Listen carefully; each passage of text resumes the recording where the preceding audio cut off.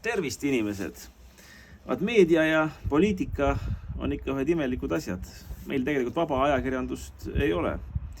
No mäletate, ma rääkisin siin mõned ajad tagasi teile ka, head Facebooki sõbrad, 1,6 miljonist võlast, mis Tartu Hoiu-laenuühistu ees on, mitte minul.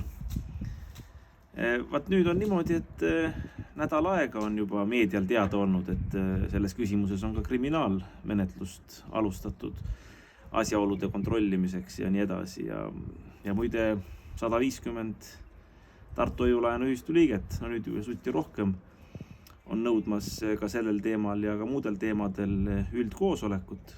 Aga olete te nendest teemadest, kriminaalmenetlusest ja liikmete üldkoosoleku nõudmisest midagi meie meediast lugenud? No Äripäev kirjutab ikka Tartu Hoiu-laenuühistust, tahab materdada ja maha tõmmata ja Tartu Postimees, üks poiss kirjutab seal kogu aeg. Mina ei ole kuulnud, aga ma olen poliitilist spinni kogu aeg näen, et nagu Äripäev kirjutas siin üle nädala tagasi juba, et Andro Roos võõrandas päev enne lahkumist 2 ehitusettevõtet. No Tartu Hoiu-laenuühistu tütarettevõtetena. Ja artiklis oli siis ka kirjas, või küsimus, et mida Andro Roos veel kahjulikku teinud on.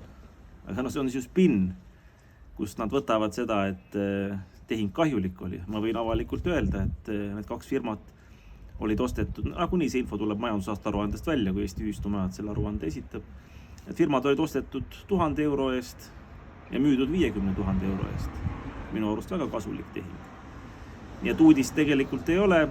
Või teine, kus ma lugesin, ma ei tea, kas oli eile või täna, et mingi arendus Tartu lähedal ja pole valmis saanud. Eks seal on objektiivsed asjaolud, subjektiivsed asjaolud, see selleks. Aga artiklis jälle kirjas, et Andro Roos oli väga ebaviisakas, kui ta ühele seal korteri müüs, kes küll tahab seda korterit osta, aga näed, kardab, et 30. märts tuleb.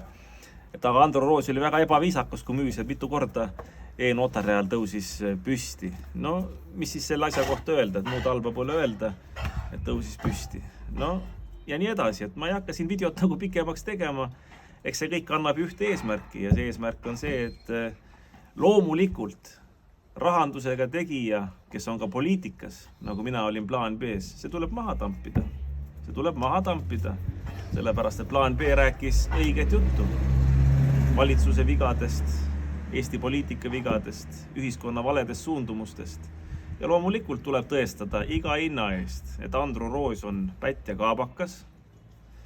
Ja loomulikult, kui tegelikult pätid ja kaabakad välja tulevad ja nende tegevus juuritakse, siis meedia on vait, sellepärast, et mida meedia ootab? Meedia ootab seda, et Andro Roos on pätt. Eks ole nii? Või on mul luulud? Mis te arvate? Pange kommentaaridesse.